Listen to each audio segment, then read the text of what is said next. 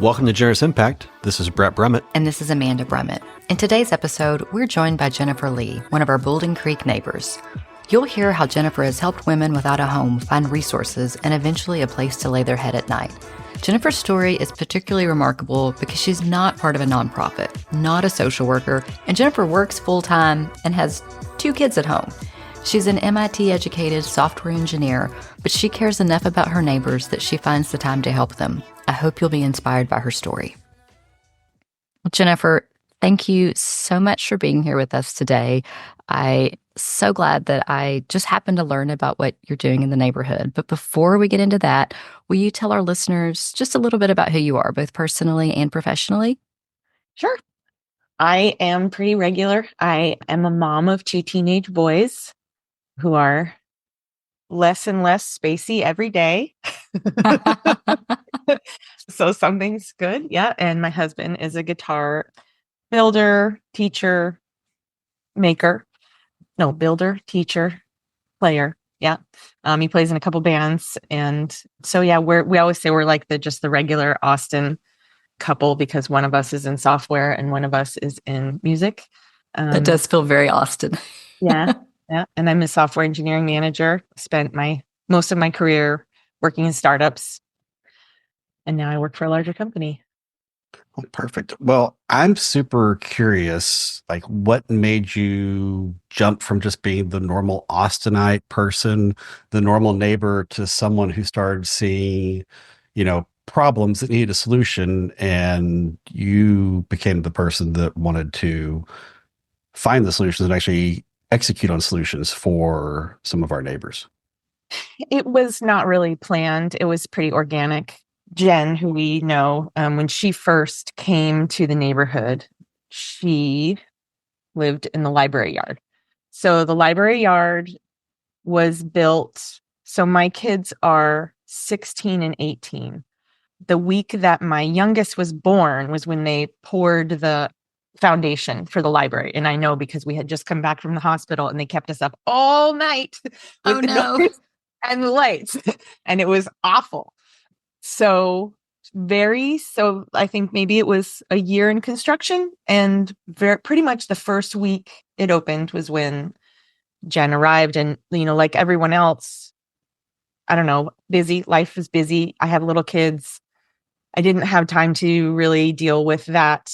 It's easy when you have people like that at a distance. It's easy to see the negatives and not necessarily the positives. And I just, when she first came, I did go and I said, if you ever need help, we're right here. And so, there's that. But she was pretty respectful. She never came by.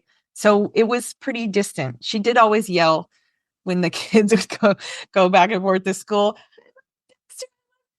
They'd be like, I love you. And I'd be like, I guess that's okay. It feels weird, but that's fine. Yeah, so it just kind of happened after a lot of time when she got hurt. And then I finally was just like, what are you doing here? Can we fix this problem? It seems like shouldn't be happening. So How much time was that? From when she first got here? Yeah. So probably 13 years. I think 13 years she was here, but she did leave for a year and a little bit, maybe, with another older neighborhood guy who she had started. I mean, there's a lot of neighborhood history there, but there's one homeless guy who lived in the neighborhood a really long time. He was friends with Jen, and this was a family friend of his, Uncle Nico. And the friend, he unfortunately got run over by a car on South First. Oh my goodness. Yeah. When that happened, Jen kind of started staying in Uncle Nico's backyard. And then when Uncle Nico sold that house, she went with him. And then he passed away. And then she had a warrant, and they went and got her, and they just dumped her back here at the library. So when she was back, I was like, no, why are you here? And then she got hurt. And so, yeah. Yeah, that's a weird thing when you realize, I mean, Brett and I, not to the extent that you have, but we've gotten to where, we know some of our homeless neighbors' names, and when I don't see them, it's this very mixed feeling. I hope they have gotten homed or gotten clean or whatever it is, but there's also that part of me that's like, did something really bad happen? So I can only imagine when she reappeared, both that being terrible, but also wonderful because she was alive. Right, right. Well, yeah, it wasn't I thought she was fine, when she moved out of town with Uncle Nico. I thought, okay, that's perfect, and she had a purpose because she was kind of taking care of him. Yeah. Yeah, but then to see her back was really sad. So when she got sick over the Christmas holiday there, and my house sitter, contacted me and said, this woman is at the door and I don't know what to do. And I was like, well, give her the money in the desk drawer and give her the blankets off the kids' beds, right? Because it was really cold that summer. So when I got back, I went over there and she was sick. She had like, I don't know, cold or flu or something. So I brought her some things. And that's when I first started really talking about her about like, you know, where are you from and where's your family and how did you end up here? And so she, told me her name and told me that she came here because her dad died and he was, the one that really took care of her. And she wasn't getting along well with the rest of her family. And so I went home and I like, got on the Google and all of the things she told me were true. So that's when I was like, okay. I even found pictures of her and her dad's obituary, and so I think that's when that kind of started with her. And then I contacted her mom and just got the ball rolling, but it takes time. Yeah. So tell us about, spoiler alert, people, there's a happy story with Jen. Yes. Jennifer has a happy story to share. Tell us how you went from the stage of, being that person that she trusted just enough to, come by your house, then to somebody where she, let you help her. So she's very happy and open and all of these things.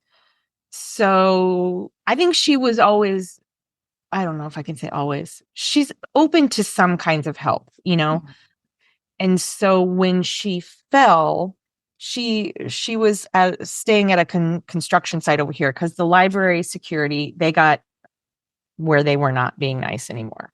Mm. So then she moved into this, what she would call a retention pond, but it's just a drainage, that's in the library yard. It's kind of like a sunken, like a Oh, rain yeah. garden. So she was in there for a while and then she would stay at the construction site. So she was at a construction site over on Annie. And they said, the one crew didn't mind her being there, but then they changed. It went from like framing to electricians or something. And the electricians took all her stuff and threw it in the dumpster. So she climbed in the dumpster. And when she got out, she sprained her ankle really, really badly. So that's when I was like, okay, why, have you looked at housing? Why are we here in this place? Mm-hmm. Do you have ID? She had no ID, no paperwork. She thought she couldn't get housing because she did have a warrant.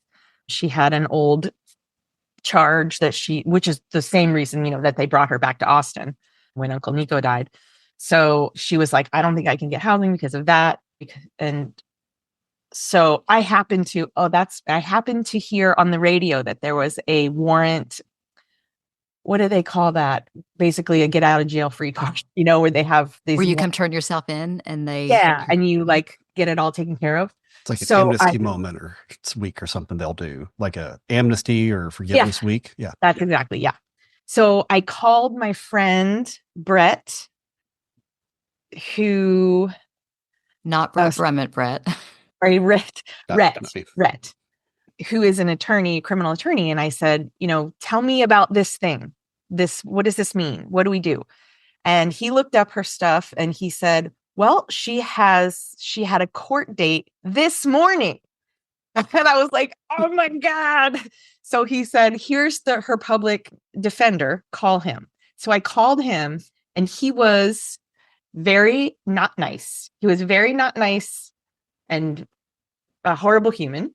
So he, wouldn't talk to me. And he said, she definitely knew she had a court date. She should have been here. This is all her fault. You need to go find her, whatever. So I went and I was like, she doesn't have a phone and she lives in a ditch. She did not know that she had a court date. Thank you very much. So I had to go get her, and he, berated us both on the phone, and then he went on vacation. So I talked to my friend Rhett again, and I was like, what do we do about this? And he said, oh, I can just take care of her case for her. So he took Amazing. it over, and he, got us through all the steps and got it thrown out after she did some counseling and some things. So that was our first barrier. And then we were kind of on a roll, like she had said, oh, this guy came into the library and gave me a key to a house that's in Zilker. Yeah, she sent a note home with my son. This guy gave me a key. He said I can stay there. There's no electricity and no running water, but it's safe. And I was Sounds like, suspicious. it's really creepy. What's the guy's name? And I looked in the computer, and I found the house, and the guy's name was not associated with it in any way. And, I'm like, this is sketchy. I was like, if that's your bar, I have a shed you can stay in. So we moved her into the shed that was behind our rental house. And we were going to fix that up anyways for my husband to build his guitars in.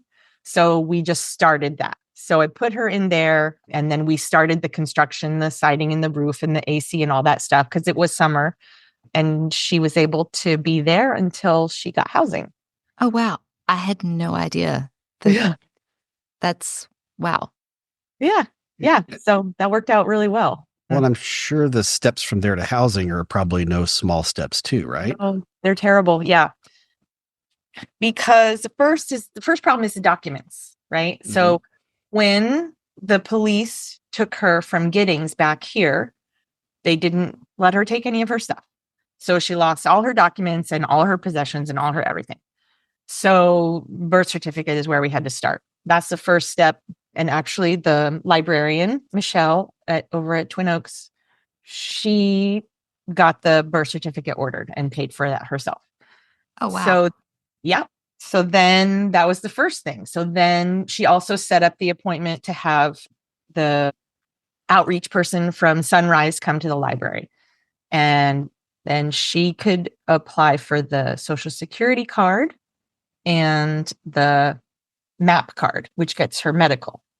And once you have those things and an affidavit from Sunrise saying that this person is a resident of Austin, then you can go get the Texas ID. So, and I'm sure that's months of work. Yeah. Yeah. Yeah. And only then can you get on a list for housing. Okay. And then, I mean, from there, moved into, and she's still successfully residing there, correct? She is residing there. She's had a real kind of downturn, but she's still there, and she's still getting services, and hopefully she'll pull out of it. But the crux of it was basically, she was always very careful to stay away from the camps. She didn't feel like, safe. Don't blame her. Right. And Community First is a wonderful place, but it is that population.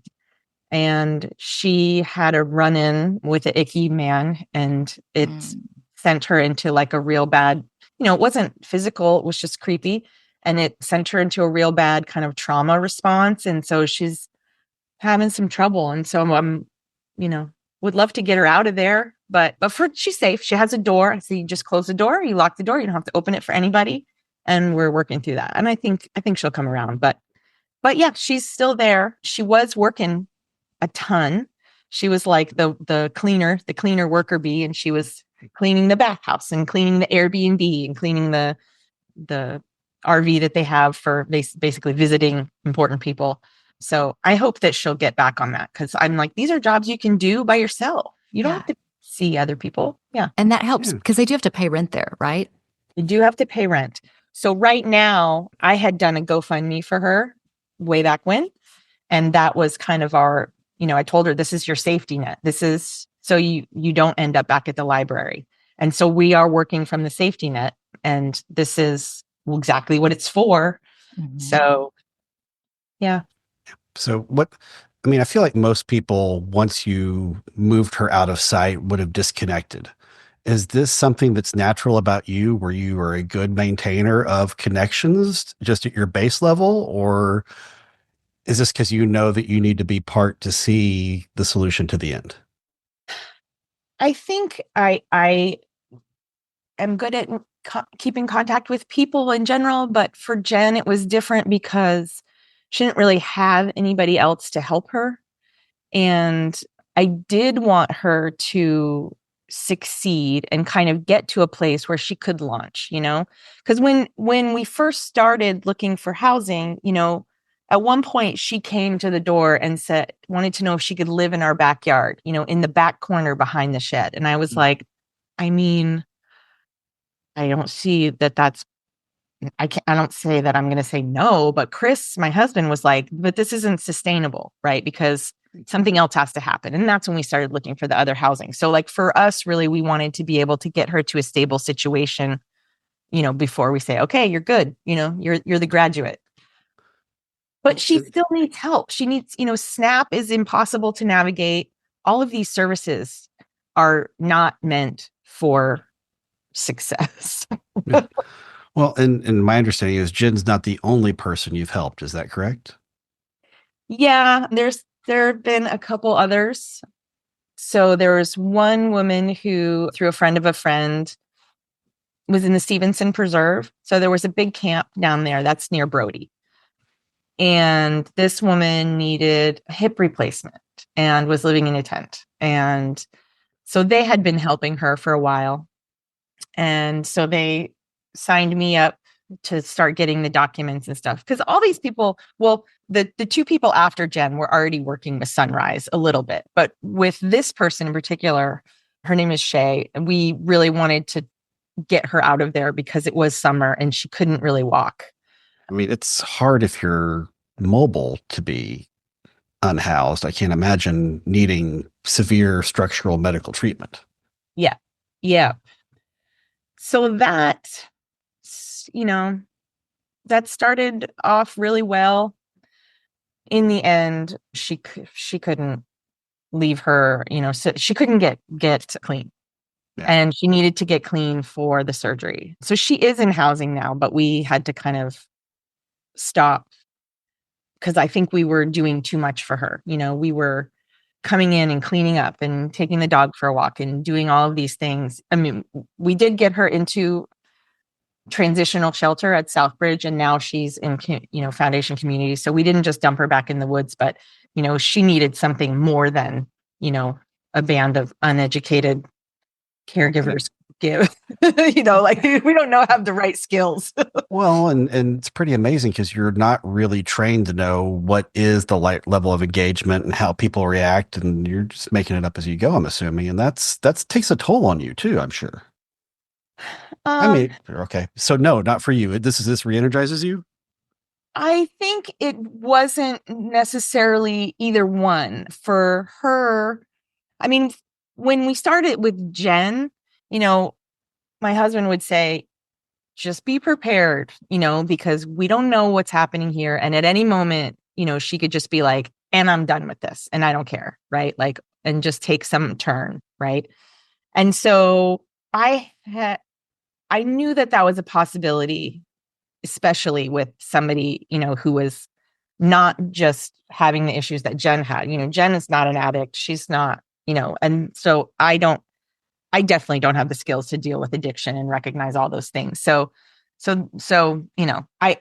when it did get, kind of blown up, I was sad for her, but not for myself, That makes sense. That's probably a good thing that you're able to keep that there. We had the successes to focus on. So like through Shay, I met a woman named Tanya, and Tanya was just living in a nearby camp, and she was already on the list for housing and stuff. But, she didn't have SNAP benefits, and she didn't have a phone, and she didn't have all of these things. And, so I was able to help her, and we're still, friends. And she is in housing through Family Elder Care up north, and she got a job, and I heard from her today. She's great. And she's like, I want to take you to lunch. You can't say no. I mean, so now we're on the other side, right? And that's good. So those are the things that kind of, we say we got 2 out of 3. So That's probably pretty good. Yeah, well, and it sounds like even though the other lady, Shay, hasn't completely, turned the corner, at least she's housed and not living in the woods. And I Yeah. think you're underselling your success. Well, no, I mean, I don't know. I have heard that she's doing well. So I hope that she's doing well and getting more of the help she needs. Yeah. So let me ask you this, because you're not a social worker, you don't, you're just a normal person in the neighborhood. How do you find services for these women to access? Like, is there a spot they can go? Is there a list somewhere that tells you what to do? No, I mean, there is a spot. So there's Sunrise Church that is at Ben White and Manchac. It is, Currently in turmoil with the state attorney general too. yeah. Oh, And now I They know what they need church you're help. talking about. Yeah. Yeah. and that really is unfortunate. I mean, I totally get that. Like, so, I always say, so I had never been there until when we had to go there, I had driven by and like everyone else, you just think, oh my God, what is even happening here? Right? Like, what is going on? But when I had to go wait in the line with Jen, that's when I was like, okay, everybody should come wait in this line for one morning. And that lets you actually see that it's the humanity and the tragedy and all of that rather than just driving by and being like annoyed that it exists, right? Because there are people there that are, you know, tackle somebody else for absolutely no reason. And there's, people who are very nice and they'll come and talk and they just wanted somebody to talk to. And then there's, I saw an elderly woman without a wheelchair who needed one and was just crawling on the sidewalk in the line. So like you just see all of these things that shouldn't happen, For and people that don't know, will one of you give context on what Sunrise is and what the beef is? it's a church and they provide homeless services as well. Which it should. Yeah, right. But I mean over and above, right? They have food every morning. There are a couple of lines. You can have your mail sent there. You can have you can get in the housing queue. You can get your documents, right? So like when I was helping Jen and Tanya and Shay with their documents, that was just something like, oh, these are things I can do without skills, right? I can work through a checklist. This is no problem, right? But they can do that there. It just takes longer because, all the people there are overworked. They're sweet, but they have their hands full. They have dog food and they have toiletries. You can get bus cards. Community care medical will come there once a week with their mobile thing. They can get phones. A lot of people don't know that if you're on SNAP, there might be some other things that qualify. You can get a free phone and free phone service through the government. So that tent is there. So Sunrise provides a lot of good services for these people.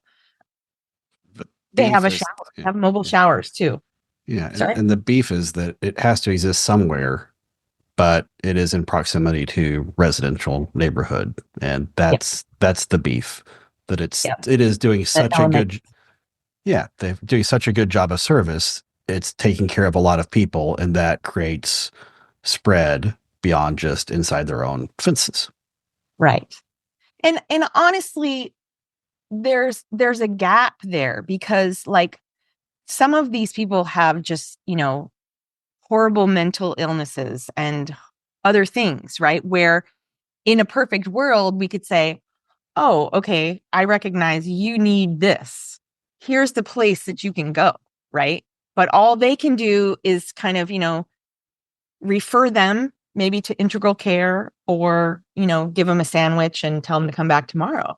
So like, you know, I find that's an issue with Jen as well, where like, she sees a therapist there, but she can't be forced to go. And if she gets into this space where she's spinning and doesn't leave her room, there's there's nothing anyone can do.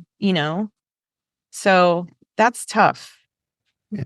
I mean, it's a long, there's a big gap, like you said, between where people are and what any one entity, person, organization can provide, because there's a huge spectrum of needs. Yeah. Which I think leads me to my kind of good big question. So, how do you define success if you're looking at any of this 3 to 5 years from now? Like, what would you consider success from the work and the effort? I mean, I think if Jen and Tanya are still, housed, and Jen is my biggest focus now because she's kind of teetering on an edge, and I'm trying to get, the people that are her services there, because I'm worried, that through no fault of her own, she's going to end up back outside because she's, kind of having this trauma response, to this thing that happened. So, but yeah, I mean, I think that's my biggest hurdle right now is trying to be in daily contact with her to try to, do that. And I go out and have lunch with her, and hopefully one day she'll be like, yeah, going to work tomorrow. Perfect. Well, and I also think, Amanda, I think we may have derailed part of your questions around things other than sunrise too. Did we? Oh, just are there other resources that you think you want people to know about, particularly here in the Austin area, that could be useful to unhoused neighbors? I mean, Sunrise is the big first start. There's food pantries and things like that, but really Sunrise is, and I think that there are other avenues that are like Sunrise, like, because at Sunrise you can go kind of get on the permanent supportive housing list. There's a scoring that goes through Echo. And Echo is kind of the clearinghouse that's based on the points that you get, and where the places that are going to provide housing choose, based on the scoring, who gets the housing, right? And the permanent supportive housing is supposed to be permanent, and they do have support on staff. It's some of those hotels that they have made into housing. So you can get in queue for that. You can get in queue for Community First, and there's some things that they can direct you. They can apply for a disability and get that ball rolling. But it's hard because a lot of those things take a lot of time, and you got to keep going back to Sunrise, right? And like, it's like there needs to be like this organization that funnels into Sunrise, where Yeah. somebody like that's kind of what I felt like I was trying to do, is take care of the things I can do. Okay, I need to go to Sunrise okay, I'll come get you. We'll go to Sunrise. We have to go there for this, but there's the other things we can do. But just the lining up of, the DMV, you got to wait 3 months to get an appointment there. And you got to get a notary stamp to get your birth certificate. You got to pay for that. What if you don't have a check? Like, you got to Yeah. pay for your driver's license, your ID. What if you can't do that? So that's the kind of stuff I did, so it's just like, here's the next thing. Okay, here's $10 for the license. But in the absence of that, yes, I think Sunrise does a great job for the people that can get themselves there. Yeah. Okay. Good to know. So what's next for you? Do you continue to be the citizen in the neighborhood that, just organically helps people? Do you eventually want to form a nonprofit? Where do you see yourself heading with this? I thought that I wanted to form a nonprofit, but I think that that's too hard.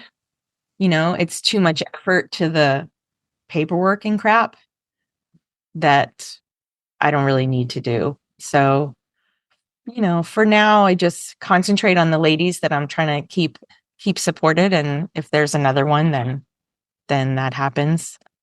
I also think I want to teach English to some immigrant populations. But Oh, why? Yeah, because I can do that. So, and uh, they need we too, right? we can connect you with an organization if you need Uh-oh. that. One of Brett's very, very good friends runs More Than Welcome, Uh-huh. and they support refugees and people seeking asylum, and language is one of the things they work on. Yeah, I can do that. Nice. Yeah. All right. So, what are the other kind of things that inspire you or bring you joy outside of just helping others? Critters. Yeah. Yeah. Critters. Yeah. Which kind? I have two cats that were adopted. They were foster bottle babies that we ended up just keeping, and they're lovely. I have a Chihuahua that we brought back from Costa Rica 9 years ago. He had been dumped on the beach and abandoned. And I have a 13-year-old chicken that sleeps in my kitchen overnight. That is amazing. Yeah, I put a little diaper on her and she sleeps in the kitchen. She says, there used to be more. She was from the elementary school over here. She was part of the original flock that were hatched when my oldest son was in kindergarten over there. He's, a freshman in college. And they retired the flock. We initially had four, and we just have her left. And she decided that she was going to move in. She just stopped going into her coop at night. She comes to the back door and she waits by the back door. And I put her little diaper on and put her in the kitchen. Wow. Yep. So critters. Critters, yeah. I've had lots of rescue possums and the squirrels. They come to the door and I can even pet them. Really? Yeah. Oh. We have a pregnant feral cat that's been hanging around our backyard. I know where to drop her and the kitties off now when they're born. Yeah. Yeah. Oh, we got to take care of that. Yep. All right. So that's are there any other organizations that are inspiring you right now? I mean, not directly, but I definitely, Sunrise they do great work. Austin Urban League, they run the Southbridge shelter. They're awesome. They're awesome. They are a perfect combination of caring and a firm hand. That's where they move people out of the camps. So when they go through and they clean out the camps, they say you can either go, wherever on your way, or we have this transitional housing and they can put them in there. So it's a pretty rough area or building community, and people can stay there for 2 years on their way to housing. And there's another woman that I met during all this who has a website called Heartening. Okay. And Heartening has all these places. If you're looking for something you want to donate, and you have no idea and you don't want to take it to the black hole that is Goodwill, and you just have some random thing, right? I have towels, or you can look there and they can tell you where to bring them and who will take them. And they have a free clothes closet where I went to pick up clothes for these ladies, which is great too. That's super good. Well, what can we do as not just a local neighborhood community, but larger community? What can we do to help support your efforts, or just the other entities we've talked about? I mean, I think just for the unhoused population, I think just have some grace, see them and, go stand in that sunrise line one day. For me, it just made me acknowledge that actually, okay, these are people, right? They're not lazy and don't want to work and just want to do drugs and whatever, all the things that people say, right? Some of them just can't, right? Yeah. Life is hard, and getting back from a place where you have nothing is even harder. For me, even going through and doing all these things for Jen, I would get so angry every time I have to call Snap. I get so angry, right? Because I can't navigate their system. She can't, I ended up having to appeal her case. They denied her. What? Right? I had to go all the way to the independent mediator. And I'm they sent a 130-page document of their evidence. Yeah. So I sent my own evidence. And then it was an easy cut and dry. It was a clerical error, but everybody just threw up all these roadblocks, and Jen would have just happily gone back to the trash can and dug through it. Right. So, yeah, I think it's just acknowledging, that there are people there that are there because they want to, but I would say there are a lot more people that are not there because they want to be. So, Well, and I would contend that, for a lot of the critics, and I've said this before, try sleeping on a bench or a sidewalk or in a ditch for one night. Like right. Yeah. not a year, not 13 years. Just do it for one night and see how upside down your world is very Yeah. quickly. Yeah. Yeah. Which Yeah. I've never done, so I can't really talk about it, but I do think that if you can look at it through the empathetic eyes of what is that experience like, it For should bring a sure. different perspective. So thank you for that. Yeah. Yeah. And on that same note, it was kind of funny when Tanya lives way up north now, and she had come down on the bus to have it. Her doctor is still down here, whatever. It takes her 2 hours to get down on the bus. And she, for some reason, couldn't get back. Oh, because she had her dog. Her dog's afraid of the bus. So she was like, I can't get back on the bus. So she got stuck back at camp after the camp had been cleaned out. And her friend had given her a tent, right? So she calls me and she's like, can you take me back up north? And I was like, where are you? I'm at camp. I'm like, why? Why would you ever go back there? She's like, well, long story, blah, blah, blah. She's in a tent. And then, so I'm there and I'm kind of annoyed and we're picking stuff up. And she's like, I forgot how uncomfortable this is. It had only been like a month. She's like, I don't want to do this again. I was like, good. Good.